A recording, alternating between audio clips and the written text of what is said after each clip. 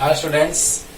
तो आज हिंदी मीडियम का है ना 11th क्लास का लेक्चर आज स्टार्ट हो रहा है और इसमें आज हम बताने जा रहे हैं कि समाकलन का अनुप्रयोग कैसे होता है फिजिक्स में। और समाकलन का किस तरह से हम लोग यूज करते हैं फिजिक्स में, उसमें बहुत सारे चैप्टर से चीजों को उठाए हैं। और अगर ये सब आप समझ गए तो समझ जाइएगा कि फिजिक्स हम लोग पढ़ते रहेंगे और जब समाकलन का यूज आएगा वहां पे हम इन कॉन्सेप्ट को टपका देंगे, है ना। सोचो, पहला क्वेश्चन गति का लिए है, दूसरा संवेग परिवर्तन की दर पे, तीसरा गुरुत्वाकर्षण से उठाए हैं, ये है न्यूटन के शीतलन नियम पर आधारित जो आगे पढ़ेंगे। ये मत सोचो कि किस चैप्टर से है, टेंशन नहीं लेना है। जो भी चैप्टर हम लोग पढ़ेंगे जहां समाकलन आएगा वहां पे यूज कर लेंगे, लेकिन ये पढ़े रहोगे तो तुमको याद आएगा। हम बोलेंगे कि बाबू उस लेक्चर को थोड़ा सा देख के आना, हाँ, और तो ये लेक्चर तुमको आसानी से समझ में आएगा, ऐसे होगा। और फिर ये जड़ तो आघूर्ण का हम लोग मान निकालते हैं तो ये यूज करते हैं समीकरण, मतलब सोल्व करने के बाद लास्ट में समाकलन का यूज आ गया, सोल्व कर लिए। ये 12th क्लास में हम यूज भी किए हैं। हाँ, आवेशन अनावेशन के दौरान, आवेशन के दौरान हम ये पढ़ाए थे और उसमें हम यूज किए थे इस समीकरण का, समाकलन का। तो समाकलन यहाँ पे हम रख दिए क्वेश्चन की, आपको टेंशन ना हो कि सर कैसे आया होगा, है ना। बस यहाँ पे हम यही कहने जा रहे हैं कि फिजिक्स में समाकलन का हम लोग यूज कैसे करते हैं, यही हम बताने जा रहे हैं। ठीक है, तो आइए स्टार्ट करते हैं। जल्दी से पूरा लिख लीजिए पॉज करके, और हम इधर पूरा मिटाते हैं और स्टार्ट करते हैं जल्दी। चलो तो स्टार्ट करते हैं बच्चों। एकदम इजी लगेगा, बहुत आसान लगेगा, एकदम अच्छे से तरीके से सिखा रहे हैं, सीखते जाइए। और एक लेक्चर लास्ट बचा हुआ है और उसके बाद हमारा फिजिक्स स्टार्ट हो जाएगा, है ना। तो देखा जाए, लेकिन ये मत सोचो बच्चों कि सर फिजिक्स का स्टार्ट आप किए तभी हम पढ़ना स्टार्ट किए, नहीं, गलत बात। हाँ, अगर वैसा रहता तो हम ये सब क्यों पढ़ाते हैं। हाँ, फिजिक्स के टीचर का काम है कि बेसिक मैथमेटिक्स पहले बच्चों को बताओ, नहीं तो बच्चे बर्बाद हो जाएंगे, है ना। अच्छे से अगर समाकलन तुमको नहीं आता है, अवकलन नहीं आता है, नहीं फिजिक्स समझ में आएगा अच्छे से, एकदम गारंटी है बाबू। इसीलिए अच्छे से पहले पूरा बेसिक सीखिए, तब फिजिक्स खूब समझ में आएगा। और आइए पहले को सोल्व करते हैं बच्चों, एकदम आसान। और इस पे एक और हम कॉन्सेप्ट रखेंगे गति का ही, है ना। चलो देखो, क्वेश्चन में कह रहा है कि वस्तु का वेग जो है वो समय के समानुपाती है। किसी वस्तु का वेग जो है वो समय के समानुपाती है। सोचो जरा सा कि भी जब समानुपाती है टी का, तो भी बराबर के टी लिख सकते हैं, जहां पे के नियत है। समानुपाती को हटाते हैं तो नियत मान आता है। क्लियर। अब देखो, हमको निकालना है कि विस्थापन किसके समानुपाती है। अरे वाह, गति में एक चीज हम बार बार रिपीट किए बच्चों कि गति में एक चीज हम लोग ये सीखेंगे, हाँ, तात्क्षणिक वेग। तात्क्षणिक वेग बराबर dx बाई dt। डी आ गया समझ जाना तात्क्षणिक है, डी आ गया समझ जाना तात्क्षणिक है, तो v बराबर dx बाई dt, राइट। अब देखो v है, हमको x निकालना है। ओ सोचो, तो जरा सा सोचो तो बच्चों, हम v बराबर लिख सकते हैं dx बाई dt। तो dx बराबर v dt, जिसको निकालना है उसको एकदम अलग कर लो, एकदम अकेला कर लो उसको। जिस वैल्यू को निकालना है उसको साइड में कर लो। तो बताओ बच्चों, v बराबर तात्क्षणिक वेग गति में पढ़ाएंगे, क्योंकि गति पढ़ेंगे तभी तो ये क्वेश्चन आएगा, गति पढ़ेंगे तो ये क्वेश्चन आएगा। और गति में ही ये चीज हम लोग पहले सीख ही लेंगे, तो फिर समाकलन का यूज आसानी से कर लेंगे। तो समाकलन का यूज आसानी से कर लेंगे कब, जब ये चीज पढ़ लेंगे तब। तो बताओ कि v बराबर होता है dx बाई dt, तो dx बराबर आ गया v dt। तो यहां से बताओ बच्चों dx बराबर v dt है, और v है कितना, तो kt dt, kt dt। अब बताओ कैसे आएगा, दिखाई दे रहा होगा, देने लगा होगा दिखाई कि सर समाकलन करना पड़ेगा।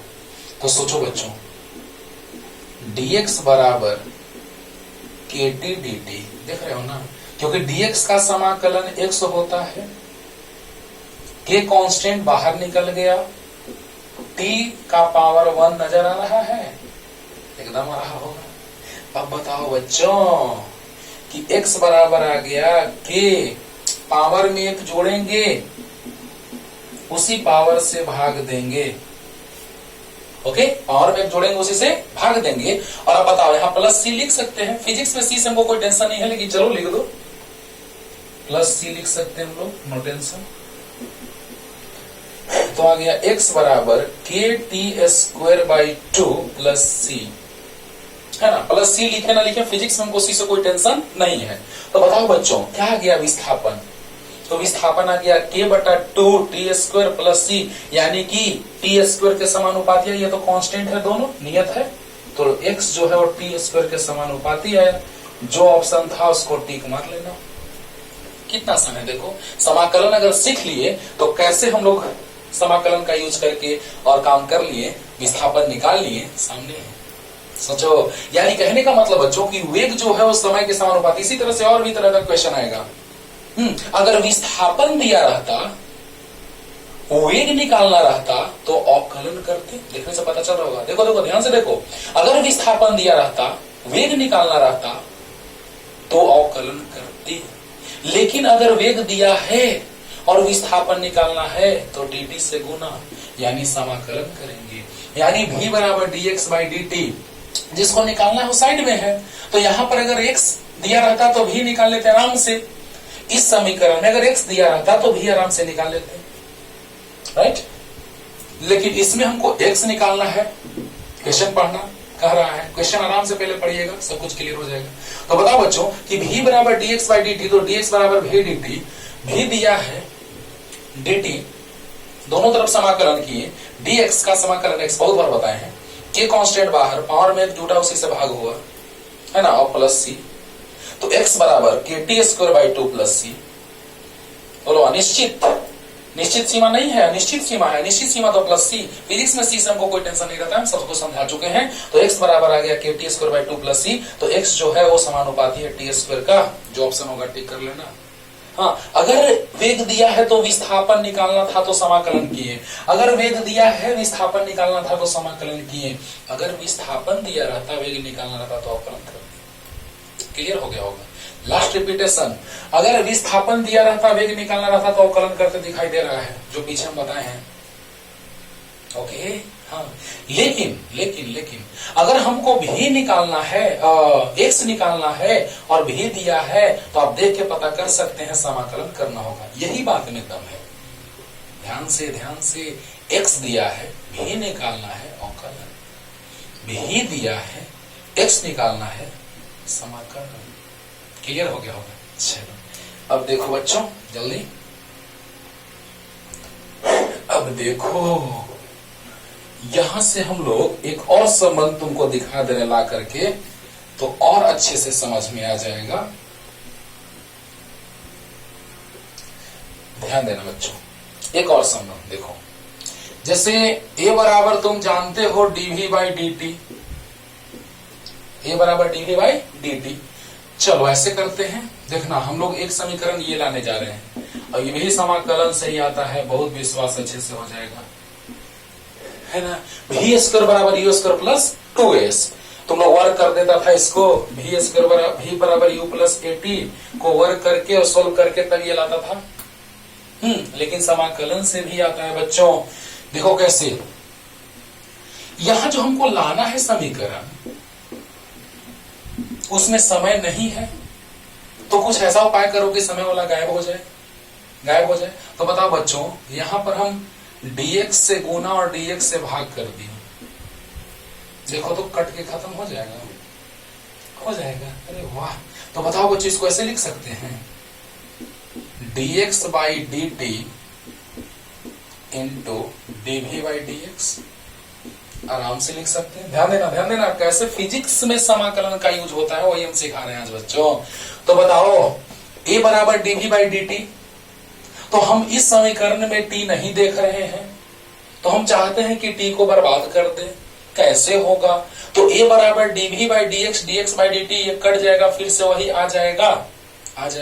तो हमने क्या किया कि a बराबर लिख दिया, अरे बोलो ये कट के वही आ जाएगा। तो dx बाई dt और dv बाई dx, राइट। अब देखिए dx बाई dt को भी लिख दें, a बराबर dx बाई dt को भी और dv बाई dx। क्लियर? तो बताइए भी dv बराबर a dx। बोलो जल्दी बोल दो, अरे बोल दो यार, यहां तक क्लियर हो जाएगा, बस खत्म हो गया। ध्यान से देखिए, ए बराबर होता है डीवी बाई डी टी। हाँ, अरे आगे पढ़ाएंगे गति में, क्योंकि गति ये पढ़ाएंगे उसके बाद ही ना समाकलन का यूज करेंगे बच्चों। ये पहले बताएंगे तब ना तुमको कि तात्क्षणिक त्वरण क्या होता है, तात्क्षणिक वेग क्या होता है। लेकिन हम बार बार तुमको कहते आ रहे हैं कि दो बात सिर्फ याद रखो, गति में इसको हम डिटेल में पढ़ाएंगे, बस दो बात याद रखो, क्योंकि ढाल वगैरह हम अच्छे से तुमको पीछे समझा चुके हैं।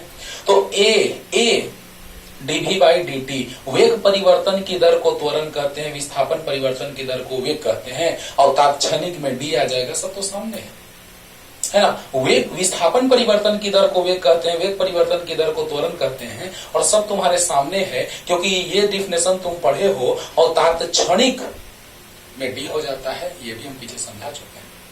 क्लियर? तो अब बताइए बच्चों कि dx बाई dt को भी लिख दिए और dv बाई dx पहले से है, तो v dx बराबर हो जाएगा v dv बराबर हो जाएगा a dx। अरे बोलो, v dv बराबर हो जाएगा a dx। क्लियर? चलो यहां तक जल्दी आओ, जल्दी फॉर्मूला लाके दिखा देते हैं और क्लियर होगा। विवाह सर, समाकलन का तो यूज बड़ा अच्छा हो रहा है सर यहाँ पे, है ना। अब देखो बच्चों ध्यान से, तो यहां से आ गया बच्चों भी डीवी का समाकलन किए और ए डीएक्स। ये समीकरण कब आता है तुमको याद होगा, जब त्वरण नियत रहता है, एक समान रहता है। ये समीकरण भी स्क्वायर बराबर ए स्क्वायर प्लस 2s कब आता है, जब त्वरण नियत रहता है। तो नियत मतलब बाहर, क्या बात है, dx। बताओ, जब स्थिति 0 रहा होगा तो प्रारंभिक वेग u रहा होगा, और जब स्थिति s रहा होगा तो अंतिम वेग भी, प्रारंभिक वेग को u से सूचित करते हैं, अंतिम वेग को v से सूचित करते हैं।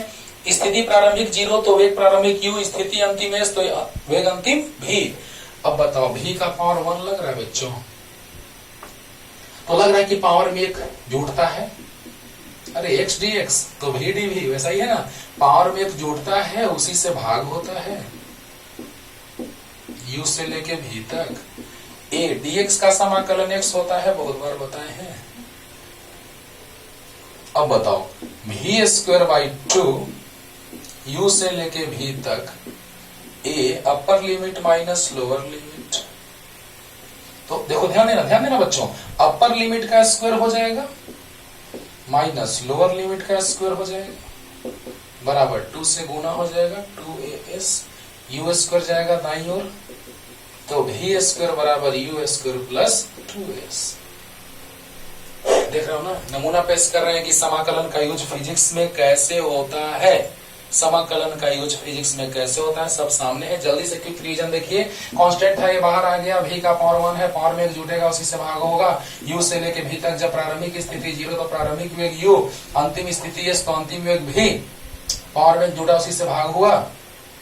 बोलो, u से v तक a dx का समाकलन x 0 से s तक, ये s आ गया, 2 से गुना हुआ। क्लियर?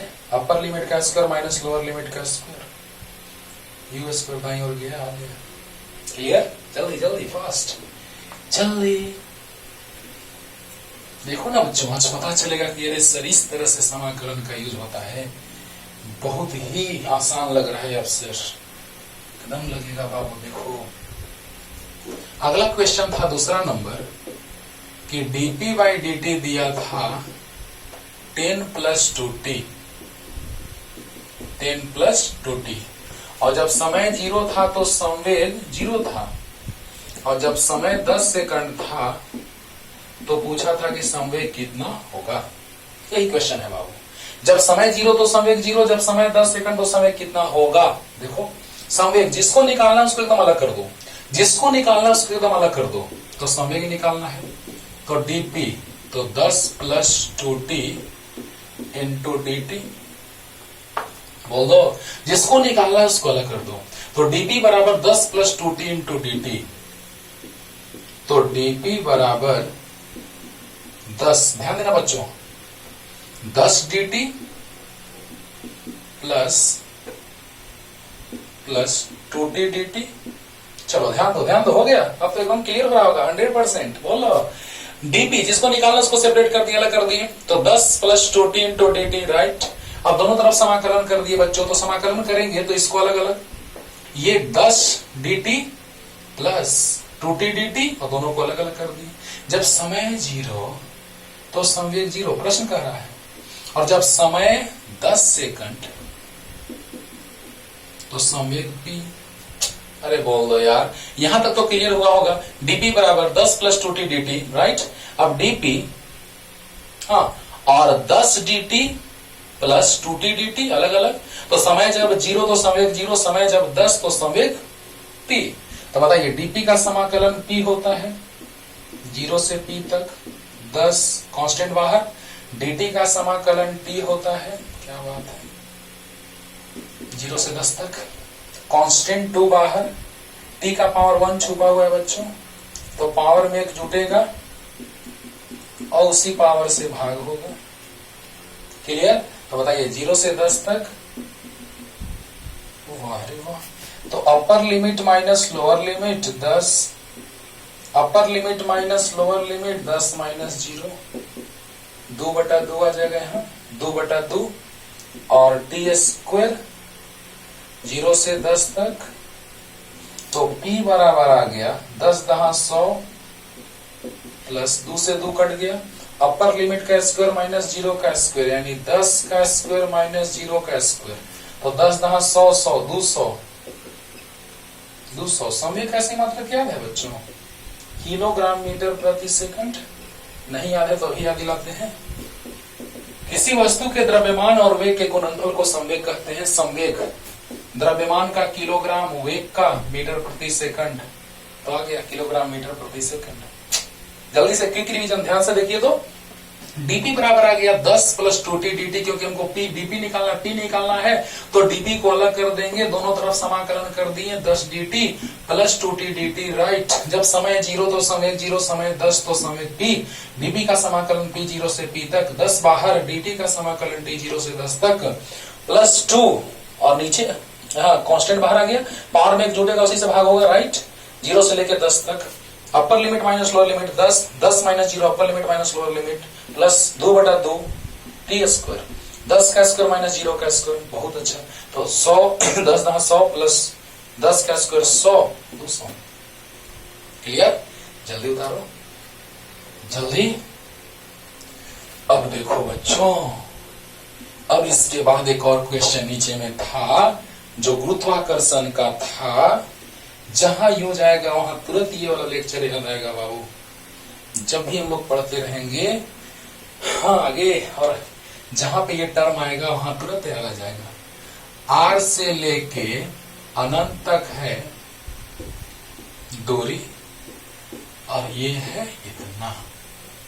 देखो जहां पे देखने से पता चल रहा है, गुरुत्वाकर्षण में आप पढ़े हुए हैं, देखने से पता चल रहा है कि GMM जो है वो नियत है। हाँ, तो GMM नियत है, x पे बदलने वाला, तो जो नियत है उसको बाहर बोलो। अरे GMM एकदम पता है तुमको, गुरुत्वाकर्षण बल का फॉर्मूला, सूत्र GMM/r², है ना। तो नियत, और यहां लिख सकते हैं बाबू, x² ऊपर जाएगा तो x का पावर -2 dx होगा, r से लेके अनंत तक होगा। अरे बोल दो यार।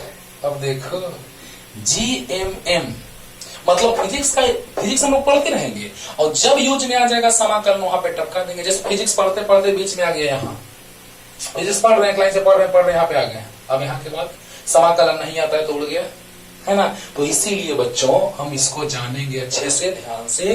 तो देखा जाए, समझिए। तो GMM कांस्टेंट बाहर आ गया, x का पावर -2 dx, राइट। पावर में एक जुटेगा और उसी पावर से भाग होगा, r से लेके अनंत तक। तो GMM माइनस से नीचे पर गुना कर दो या माइनस लिख दो, चलो ना पेन और बढ़ाते हैं। x का पावर -1/-1 नहीं आया, x का पावर -1/-1, r से लेके अनंत तक। क्लियर। तो GMM, अब बताओ बच्चों, माइनस से गुना करो तो यहाँ माइनस, यहाँ प्लस आ जाएगा, चाहे माइनस ऊपर ला दो, -1 छुपा हुआ रहता है। x का पावर -1 मतलब 1/x, r से लेके अनंत तक। क्या बात है सर, एकदम क्लियर हो रहा होगा, आराम से बता रहे बच्चों, ध्यान देना। तो -GMM। अब देखो, पहले अपर लिमिट पुट करते हैं, तो 1 बटा अनंत माइनस 1 बटा, अरे बोलो यार, यहां तक तो कोई दिक्कत नहीं होगा। पावर में एक जोड़े हैं उसी से भाग दिया, नो टेंशन। पावर हो गया -1, नीचे भी -1, राइट, माइनस यहाँ आ गया, right, minus GMM, okay. x का पावर -1 मतलब 1/x, पहले अपर लिमिट तो 1 अनंत minus lower limit 1/r, x के जगह अनंत और x के जगह r। 1 बटा अनंत 0 होता है, बहुत बार बताए हैं, क्योंकि 1 बटा अनंत मतलब 1/0, 0 पर गया यानी 0 आ गया, -1/r, और माइनस माइनस प्लस हो जाएगा बाबू, GMM/r। अभी सिर्फ समाकलन सिखा रहे, इसका पूरा कॉन्सेप्ट फिजिक्स में चलेगा, लेकिन समाकलन सिर्फ तुम यहाँ पे जानने जा रहे हो, तो समाकलन सामने है, आसान लगा होगा। क्लियर? जल्दी उतारिए बच्चों, जल्दी जल्दी। अब देखिए,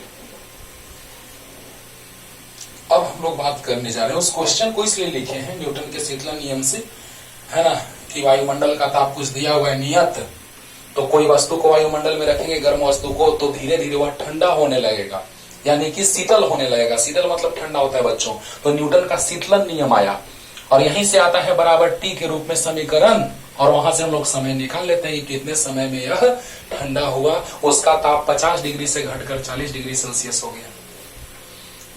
इंटरेस्टिंग, बहुत मजा आएगा कि वायुमंडल में रख दिए जिसका ताप है 30 डिग्री सेल्सियस, और वस्तु का ताप 50 से 40 होने में कितना समय लगा, बहुत ही मजा आएगा। तो इतना बराबर समय के रूप में समीकरण आएगा, बहुत इंटरेस्टिंग। लेकिन अभी तो सिंपल हमको समाकलन सीखना है, लेकिन इसलिए हम इसको रखे बाबू क्योंकि ये नियत मान है।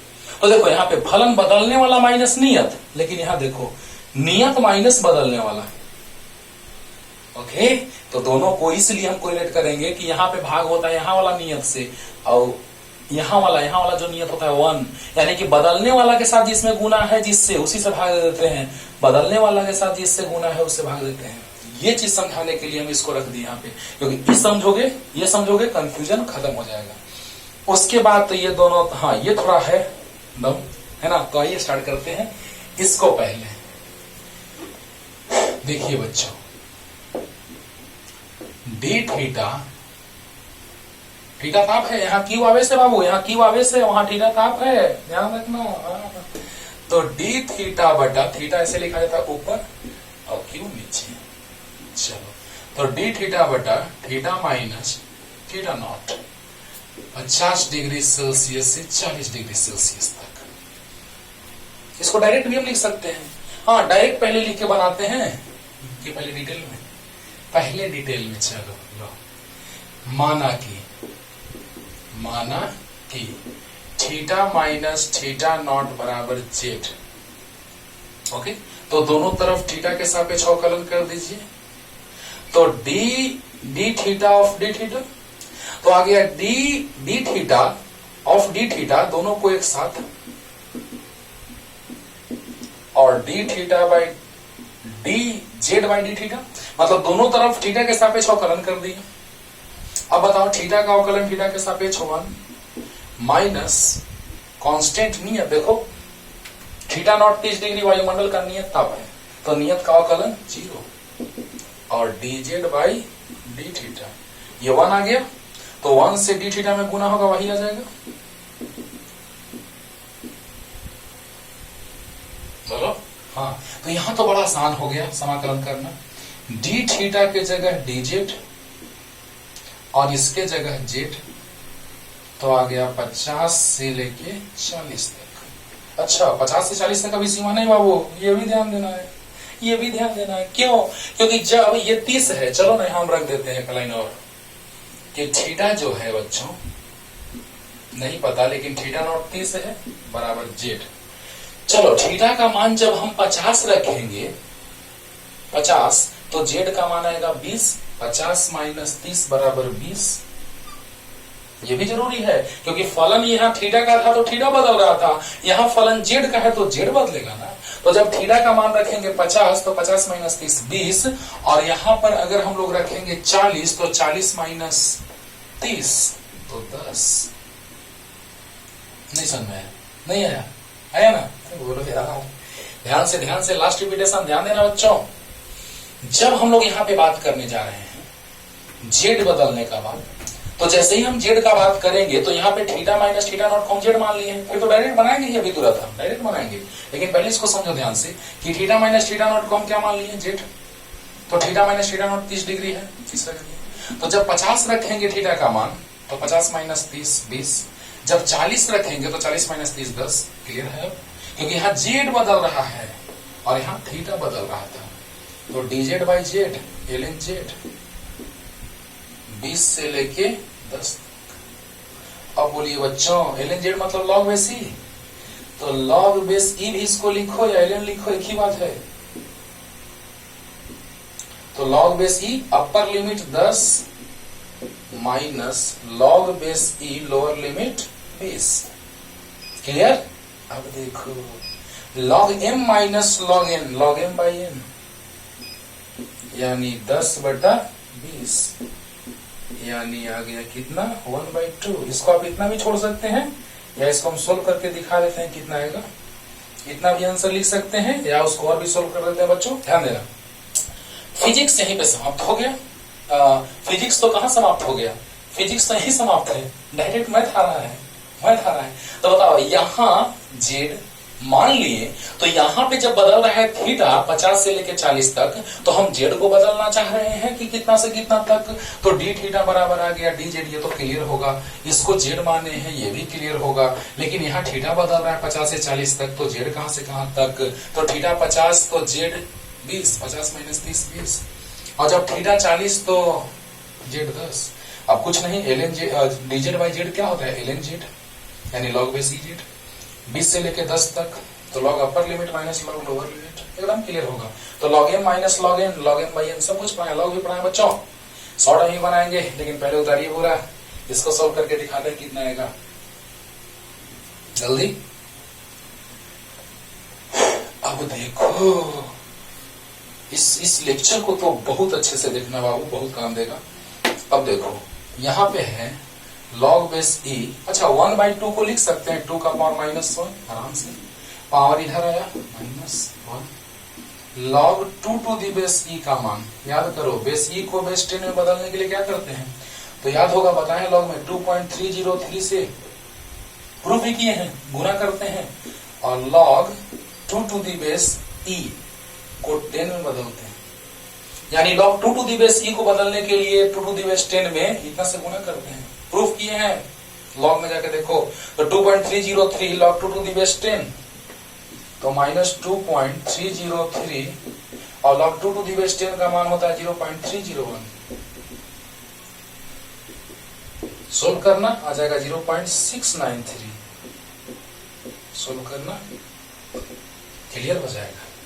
क्लियर? अभी इतना ही लाके हम दिखा देते हैं क्योंकि इतना के बाद तो आप आराम से सोल्व कर लेंगे। 1/2 को 2 को 1 बोलो और पावर से गुना हो जाएगा, right. log 2 to the base e okay -1 log 2 to the base e को 2 टू दी बेस 10 में बदल दिए। 2.303 से गुना करते हैं, बहुत ज्यादा केमिस्ट्री में यूज में आएगा। अब माइनस इतना इसका वैल्यू गुना किया आंसर। चलो जल्दी।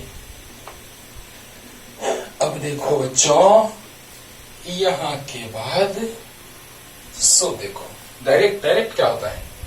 तो dx बाई x के रूप में है तो इसको ऐसे लिखते हैं बच्चों ln, जो x के जगह उसको लिखते हैं और जो बदलने वाला है उसमें कितना से गुना है उसी से भाग दे देते हैं।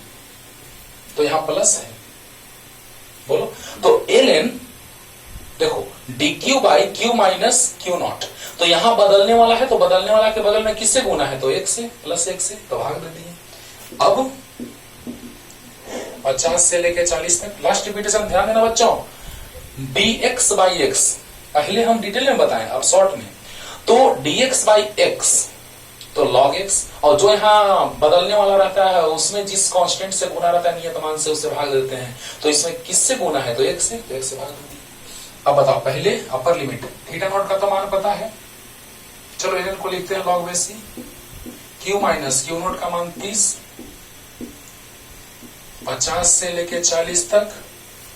तो log बेस ई, बोलो बच्चों अपर लिमिट रखेंगे तो 40 माइनस 30 तो 10 माइनस log बेस ई 50 माइनस 30 20। बोलो बोलो। तो log बेस ई 40 माइनस 30 10 माइनस लॉग बेस ई 50 माइनस 30 20, तो log m minus log m, तो लॉग m बटा m आगे वही देखो तो बच्चों, यानी लॉग बेस ई, इसको तो सोल्व करके फिर आ गया है जो मान वो तो पता है। देखो कितना आसान लगा, मतलब कि log dx बटा कुछ रहे, हाँ चाहे तो dx बटा x रहे, चाहे dx बटा x माइनस कांस्टेंट रहे, नियत रहे, तो क्या करते हैं कि उसको log x लिखते हैं ln बेस e, हाँ log ln मतलब क्या, log बेस e, तो ln इतना लिखते हैं और जो यहाँ बदलने वाला उसमें जिससे गुना है उसी से भाग देते हैं। यहाँ पर भी वैसे ही करेंगे, यहाँ बदलने वाला ये है c भी नॉट कांस्टेंट है, नियत है, c भी नॉट नियत है, तो t बदलने वाला है, rc नियत है, सी संधारित्र की धारिता है बच्चों, आर प्रतिरोधक का प्रतिरोध है, सब कुछ आगे सीखेंगे, बस अभी हम समाकलन सीख रहे हैं, अभी समाकलन, हाँ क्योंकि 12th में बता चुके हैं, देखना 12th का लेक्चर देखना, अगर ये चीज समझना होगा, अभी तो क्लियर नहीं होगा जैसे 11th के बच्चों को, उसमें आवेशन अनावेशन हम एक लेक्चर डाले हैं, उसमें क्लियर हो जाएगा, आईडी के सवाल भी है उस पर। तो dq बाई सी भी नॉट माइनस क्यू है ना, तो यहाँ पे बदलने वाला में -1 से गुना है तो उससे भाग दे देंगे, तो जल्दी उतारिए। अब देखो इसके बाद बच्चों, इसके बाद है ये क्वेश्चन है ना, जब जड़त्व आघूर्ण निकालेंगे तो ये बहुत काम देगा, ये छड़ के लिए होता है ना, केंद्र से अक्ष जाने वाला अक्ष जब रहता है तब उसके लिए हम लोग बात करते हैं m/l का, लेकिन तुमको पता नहीं चलेगा हम क्या कर रहे हैं, इसीलिए बस समाकलन सीखो।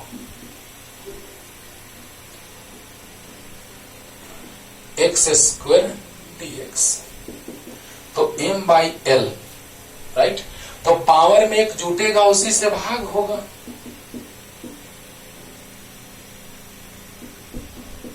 पावर में एक जुटेगा उसी से भाग होगा, क्लियर, बोलो बोलो, अरे देखो यार m/l, m/l पावर में एक जुटेगा उसी से भाग होगा, केंद्र के परितल निकालते हैं, सिरे के परितल निकालते हैं, बहुत कुछ हम लोग सीखते हैं यहाँ पे, गोला का बात करते हैं, खोखला गोला का, ठोस गोला के लिए, हाँ सब कुछ, तो यहाँ पर m/l है, पावर में एक जुटेगा तो 3 हो गया, अरे वाह, यहाँ -l/2 से l/2 तक, तो बताइए m/3l आ गया, कुछ नहीं, एकदम आसान है, अरे m/l बाहर, पावर में जुड़ा उसी से भाग हुआ, कुछ नहीं, एकदम आराम से बन जाएगा, ऐसा बहुत सारा बना है बच्चों। अब अपर लिमिट रखो, l/2 का power 3 minus lower limit -l/2 का पावर 3 m/3l, l का पावर 3/8 और माइनस का क्यू, तो माइनस आएगा और माइनस माइनस प्लस हो जाएगा, माइनस का Q minus, minus minus plus, तो l/8। अब बताओ सोल्व करना है सिर्फ बच्चों, तो m/3l इंटू, अब बताओ यहाँ l/8 यानी 2l/8, तो आ गया m और l से l² बारे में कट जाएगा, यहाँ l² बच जाएगा बाबू, तो ml²/12 आंसर, जहां पे m और l नियत है, m द्रव्यमान है छड़ का और l छड़ की लंबाई है, लेकिन अभी कुछ नहीं, वो सब बताएंगे तो सर ये कहां से क्या सर हो गया, बस समाकलन सीखना है हमको लोगों को, आज समाकलन सीखना है, राइट, चलो जल्दी, समाकलन एकदम क्लियर हो रहा होगा, क्योंकि जब भी फिजिक्स में आएगा और बीच में समाकलन आएगा हम लोग उसको अच्छे से सॉल्व कर लेंगे बच्चों। अब नेक्स्ट थोड़ा सा दम है इसमें, उससे पहले हम यही सॉल्व कर लेते हैं क्या, चलो इसी को कर लेते हैं पहले सॉल्व। देखो बच्चों इसमें थोड़ा दम है, यहां तक तो पहले सॉल्व करने में टाइम लगता है, हाँ क्योंकि ये बहुत ही इंटरेस्टिंग है, बहुत ही बड़ा जाता है सोल्व करने में बच्चों, लेकिन यहाँ के बाद में ही टेंशन डाल देता है ये, लेकिन वो टेंशन आज से खत्म हो जाएगा। 0 से लेके पाई तक sine cube theta d theta है ना, हल करना है। m r² by 2, m है गोला का द्रव्यमान, r है गोले की त्रिज्या, और साइन क्यू देखो बाबू, इसको कैसे समाकलन करते हैं, इस तरह कराता है तो इसको दो भाग में तोड़ दो, sine square theta into sine theta. देखो कैसे ऐसे का समाकलन करते हैं, ध्यान देना। तो एम आर स्क्वायर बाई 2, अब देखो 0 से लेके पाई तक ऐसा रहे तो तुरंत दिमाग में लाओ, अरे वाह साइन कॉस रहेगा तो काम बन जाएगा, वाह क्यों ऐसा होगा, सो बताते हैं। बताओ बच्चों, अगर साइन मानेंगे, हाँ साइन को कुछ मानेंगे, तो जब साइन का अवकलन करेंगे तो कॉस आ जाएगा, काम बन जाएगा। यानी इसीलिए हम लोग क्या करते हैं कि इसको साइन और कॉस के रूप में कन्वर्ट करना चाहते हैं। तो बताओ साइन क्यू एक थीटा को लिख सकते हैं sine square theta into sine theta, sine square theta को लिख सकते हैं 1 minus cos square theta into sine theta. अब देखो एम आर स्क्वायर बाई 2, अब मान लेते हैं, देखना बच्चों कैसे, माना कि यहां तक तो कोई दिक्कत नहीं होगा, एकदम आसान। माना कि, ध्यान देना, यहां पर क्या करेंगे बोलो, इसको मान लेते हैं कॉस थीटा को जेड, माना कि कॉस थीटा बराबर जेड। तो बताओ दोनों तरफ अगर अवकलन करेंगे थीटा के सापेक्ष, जो बदलने वाला है, जो माने हैं उसी के सापेक्ष अवकलन कर दो, नो टेंशन। क्यों माने हैं अभी तुरंत एक लाइन में दिखाई देगा अच्छे से। कॉस थीटा बराबर जेड मान लिए और कॉस थीटा का अवकलन करेंगे तो साइन थीटा आएगा, साइन थीटा डी थीटा का टर्म आ जाएगा, काम खत्म। अरे बोलो, तो साइन क्यू को हमने मान लिया sine square theta into sine theta, sine square theta को हमने लिख लिया 1 minus cos square theta into sine theta into D theta, right. Cos theta को जेड मान लिए तो D D theta, D D theta, D D theta, cos theta Z, cos theta का अवकलन माइनस साइन थीटा बराबर D Z by D theta. तो बताइए बच्चों, यहां से साइन थीटा डी थीटा बराबर गुना कर दिए, माइनस को राइट साइड लेकर चले जाओ दाईं ओर, बोलो ना, अरे बोल दो ना, sine theta d theta, cos theta का अवकलन होता है माइनस साइन थीटा, तो बताइए साइन थीटा डी थीटा और माइनस दाईं ओर। यहां तक क्लियर? जल्दी उतारो, जल्दी जल्दी जल्दी। अब देखो बच्चों, अब यहां क्या करेंगे कि एम आर स्क्वायर बाई 2, देखना ध्यान देना, 1 माइनस एक माइनस कॉस थीटा यानी जेड, तो जेड का स्क्वायर हो जाएगा, बोलो बोलो, अरे बोल दो ना, बोल दो ना। 1 माइनस कॉस थीटा को जेड माने तो Z square, sine theta d theta minus D Z, minus D Z. लेकिन ध्यान देना बच्चों एक बात, कि यहां सीमा कब है जब थीटा है, यहां सीमा कब है जब थीटा है, लेकिन हमको सीमा को बदलना है जेड के रूप में। अब माइंडेड, यहां सीमा कब जब थीटा है, लेकिन यहां जेड आ गया है तो सीमा जेड का रहना चाहिए। तो देखो इतना इतना जल्दी से उतार लो ना, जल्दी। अब देखो, देखना बच्चों ध्यान देना, हमको जेड का सीमा, क्योंकि थीटा का सीमा था तो थीटा था, तो जेड है तो जेड का सीमा चाहिए। तो जब कितना था, 0 से पाई था, क्वेश्चन देखो 0 से पाई था, तो जब थीटा 0 तो कॉस 0 1 आ गया, और जब थीटा 180 तो -1, जब थीटा 0 तो जेड 1, और जब थीटा 180 तो जेड -1।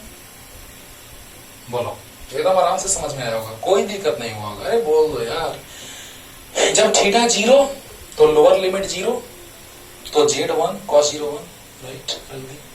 और जब थीटा 180 अपर लिमिट 180 कॉस 180 -1 तो अपर लिमिट -1, क्लियर। अब देखो माइनस से गुना इसमें कर दो, तो एम आर स्क्वायर बाई 2, 1 से -1 तक माइनस से गुना करेंगे तो जेड स्क्वायर -1 आ जाएगा, क्लियर। अब बताओ बच्चों, एम आर स्क्वायर बाई 2 अलग अलग कर दो, अब तो एकदम आसान हो गया। 1 से लेके -1 तक Z square D Z, minus 1 से लेके -1 तक 1 गुना डी जेड डी जेड। बोलो बोलो, अरे बोलो, जेड स्क्वायर डी जेड -1 से 1 से -1 तक, -1 into D Z D Z, 1 से लेके -1 तक लिख लो। और अब देखो दोस्तों क्या आ गया, M R square by 2, power में एक जुटेगा उसी से भाग होगा, पावर में एक जुटेगा तो 2 और 1 3/3, क्लियर हो रहा होगा। 1 से लेके -1 तक, माइनस dz का समाकलन z होता है 1 से -1 तक, नो डाउट, नो डाउट, नहीं ना बाबू? अरे बोलो, z क्यों हो जाएगा, पावर में एक जुटेगा उसी से भाग होगा, 1 से लेके -1 तक, माइनस dz का z होता है 1 से -1 तक, right. M R square by 2, M R square by 2। अब देखो -1 का क्यू तो -1 आएगा, -1 का क्यू -1 आएगा। चलो मैं प्लेन और बढ़ाते हैं, -1 का क्यू बटा में 3 माइनस अपर लिमिट -1 देखो अपर लिमिट का क्यू माइनस लोअर लिमिट का क्यू और माइनस अपर लिमिट और माइनस होता है और लोअर लिमिट, क्लियर।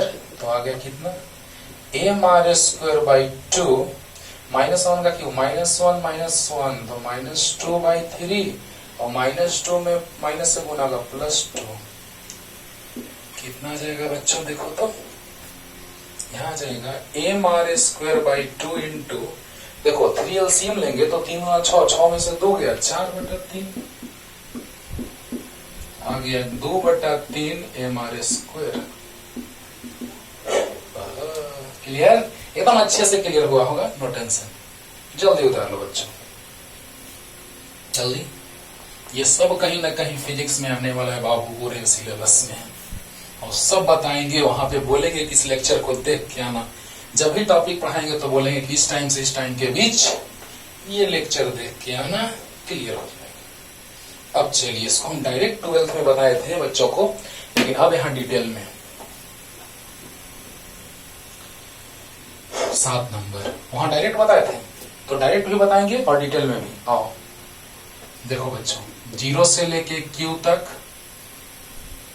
dq बटा CV0 माइनस q बराबर dt बटा RC। कुछ नहीं, बस इतना दिमाग में रखना बच्चों, q आवेश है, C संधारित्र की धारिता है, आगे पढ़ेंगे 12th क्लास में, 11th में आप हैं अभी। V0 जो है वो बैटरी का, जो बैटरी है उसके सिरों के बीच विभवांतर है, Q आवेश है, dt समय है, R और C तो जान रहे, R प्रतिरोध है और C धारिता है। तो कुछ नहीं, अभी वो सब नहीं भी जान रहे तो समाकलन हमको सीखना है, क्योंकि हम मुख्य रूप से हम फोकस करें समाकलन पे, क्योंकि जहां भी कॉन्सेप्ट आएगा वहां समाकलन का जैसे ही आएगा कॉन्सेप्ट वहां हम बनाएंगे, है ना। तो देखा जाए, पहले मान लेते हैं, माना कि CV0 माइनस Q, पहले 12th में जैसे बनाए वैसे बना देते हैं शॉर्ट में देखो बनाने का तरीका, क्योंकि इससे तुमको हम शॉर्ट सिखाए हैं। लो पहले शॉर्ट में बनाते हैं।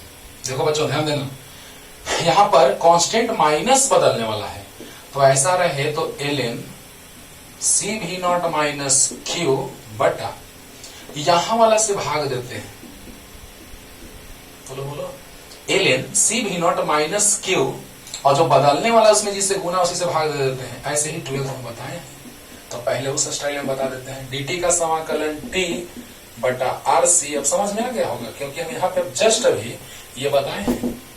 यहाँ था बदलने वाला Q थीटा, तो थीटा में 1 से गुना था तो 1 से भाग दिए थे, और यहाँ बदलने वाला है Q, तो यहाँ -1 से गुना है तो -1 से भाग दीजिए, बोलो, क्योंकि dx बाई x का समाकलन log x होता है ना।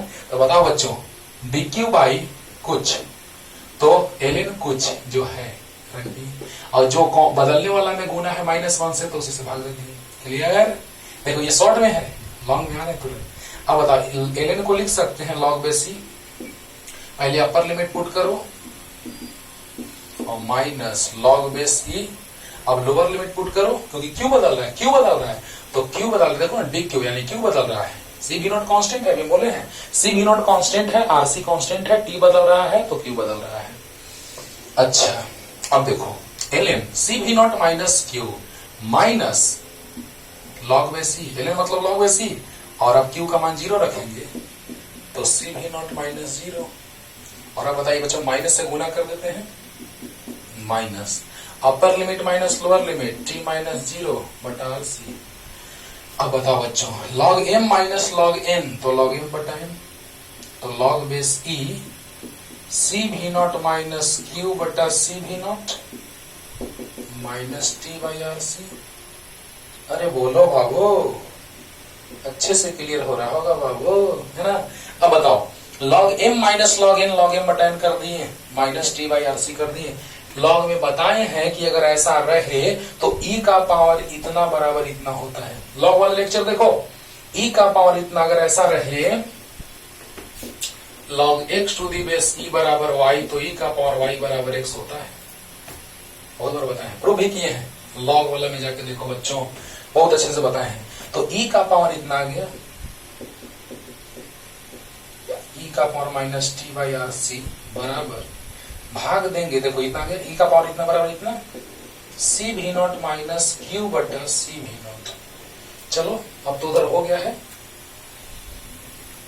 तो इधर हो गया है बच्चों, ध्यान दीजिएगा सब लोग, अच्छे से एकदम क्लियर कर देते हैं पूरा। देखो बच्चों, तो q का समीकरण t के फलन के रूप में प्राप्त करें, यही तो प्राप्त करना था। देखो अभी तुरंत आ रहा है, तो e का power minus t by RC बराबर c v नॉट में c v नॉट से भाग होगा तो 1 माइनस q बटा c v नॉट। इसको LHS में लाओ, अरे बोलो, इस दोनों में इससे भाग है, c v नॉट बटा c v not 1 minus q बटा c v नॉट। इसको इधर लाओ, 1 माइनस e का power minus t by RC, c v not से गुना कर दो, बस समाकलन से हमको यही यहां तक मतलब था बच्चों, बस समीकरण आ गया। आवेशन, संधारित्र के आवेशन का ये समीकरण है, जो आगे 12th में पढ़िएगा तो समझ में आपको खूब आएगा। अभी समाकलन समझ में आया होगा, है ना। तो q बराबर c v not 1 minus e का power minus t by RC, तो t के फलन के रूप में आ गया q, आया, वही तो लाना था। तो आवेश q का समीकरण समय t के फलन के रूप में प्राप्त करें, क्योंकि RC नियत है, c v नॉट नियत है, क्लियर। लेकिन ये शॉर्ट में हुआ, आइए डिटेल में बनाते हैं, जल्दी जल्दी। अब देखो बच्चों, डिटेल में एकदम यही समीकरण आएगा, छोड़ देते हैं उधर, है ना।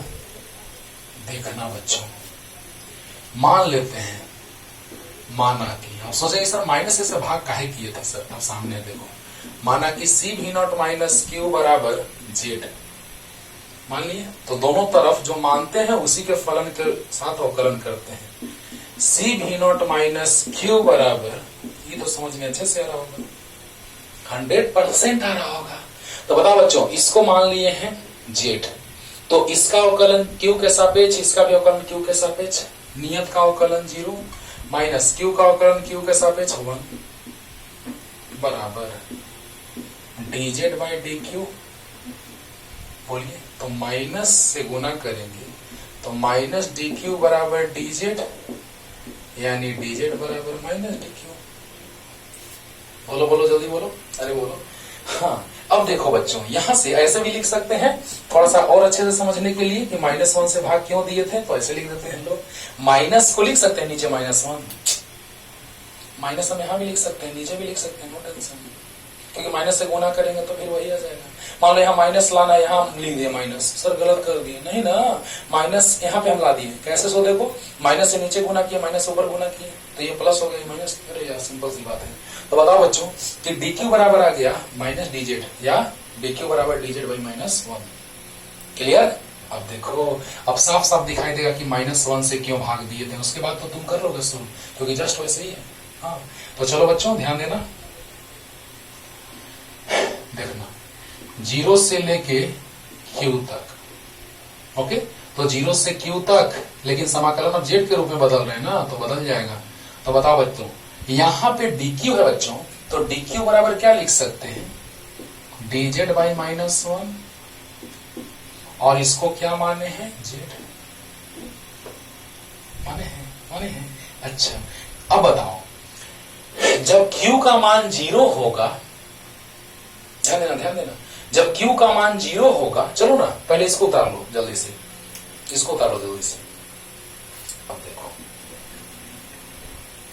एकदम अच्छे से समझिए, थोड़ा भी कंफ्यूजन नहीं रहना चाहिए। तो Q का मान जब 0 होगा तो सी भी नॉट माइनस 0 बराबर जेड, यानी जेड बराबर आ गया सी भी नॉट। और यदि Q का मान QA रहेगा, अरे वाह, तो Q रखेंगे तो वही रह जाएगा, सेम टू सेम। बोलो, जब Q QA है तो सेम टू सेम रह गया। अच्छा, तो बताओ बच्चों कि यहाँ जेड का फलन आ गया, आया dq जो था अभी तुरंत हम लाए हैं dz बाई -1, और इसको हम जेड माने थे। अब बताओ, जब Q 0 तो जेड सी भी नॉट, और जब Q Q तो जेड, तो सी भी नॉट माइनस Q, माइनस बाहर ले लो, dz बाई जेड तो log base E Z, C भी नॉट से लेके सी भी नॉट माइनस Q तक। अरे बोल दो यार, जब Q 0 तो जेड सी भी नॉट, और जब Q Q तो जेड सी भी नॉट माइनस Q, तो माइनस बाहर dz by Z log Z base e, और सी भी नॉट से लेकर सी भी नॉट माइनस Q तक। इधर मिटाएं बच्चों जल्दी। अब देखो RHS वाला सोल्व करते हैं, देखना जल्दी जल्दी, ध्यान दो। बराबर dt का समाकलन t 0 से t तक बटा RC, तो आ गया upper limit minus lower limit बटा RC, यानी t बाई RC। बहुत अच्छा। अब बताओ, यहाँ upper limit minus lower limit करो, माइनस को ले जाओ राइट साइड, तो L log बेस E यानी ln log base E upper limit C भी not minus Q minus log lower limit C भी नॉट, और ये माइनस जो है दाया और गया तो माइनस t बाई RC। बोलो, log upper limit minus log lower limit और माइनस राइट साइड। अच्छा, वहां नहीं पहुंचे अभी, अच्छा तुरंत पहुंच जाएंगे इसके बाद। अरे अब सोल्व कर लेगा यार, log m minus log n तो log m बाई n हुआ था, याद करो, log m बाई n हुआ था, c भी not minus Q by c भी नॉट बराबर माइनस t बाई RC। देखो देखो फिर वही आ गया, एकदम देखा ना पीछे, log m minus log n तो log m बटा n। अब देखो e का power minus t by RC, देखो आ गया, और इसी से भाग दिए थे तो 1 आया था, इसी से भाग आ गया, वही आ गया ना। तो देखो बच्चों, ये डिटेल में हमने बताया आपको कि log upper limit minus log lower limit रख दिए, और ये आ गया माइनस दाई ओर गया, log m minus log m बटा n। और अभी तुरंत बताए इसके बाद का बात कि इसका पावर ये वाला हो जाता है, ई का पावर इतना बराबर इतना, इतना माने क्या, इसी से भाग होगा 1 आएगा, और इसमें इससे भाग होगा तो उतना आएगा, सब सामने बन गया। तो अच्छे से पढ़ते रहिए, अगले लेक्चर में लाते हैं हम क्षेत्रफल का बात करते हैं, घेरा क्षेत्रफल, क्योंकि फिजिक्स में क्षेत्रफल का भी बहुत यूज है। ओके, और उसके बाद हम लोग चैप्टर स्टार्ट करेंगे फिजिक्स का, राइट। पढ़ते रहिए।